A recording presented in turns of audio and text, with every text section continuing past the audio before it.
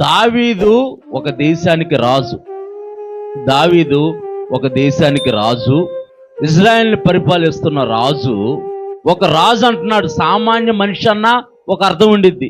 కష్టాలు, బాధలు, ఇబ్బందుల వల్ల, శ్రమల వల్ల, వాటి వల్ల ఒకవేళ దేవుని మందిరానికి వెళ్తే నెమ్మది కలిగిద్ది అని చెప్పేసి ఉద్దేశంతో ఒకవేళ అన్నాడేమో అని అనుకోవచ్చు.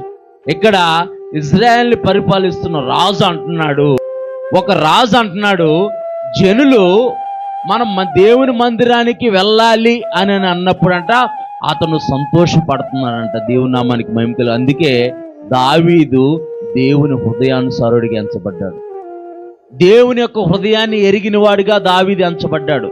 మనకి ఎన్ని బాధలున్నా, ఎన్ని కష్టాలున్నా, ఎన్ని ఇబ్బందులున్నా, ఎన్ని శ్రమలున్నా సరే మనము దేవుని మందిరానికి రావాలి. ఎందుకనంటే ఎటువంటి పరిస్థితులైనా మార్చగలిగే శక్తి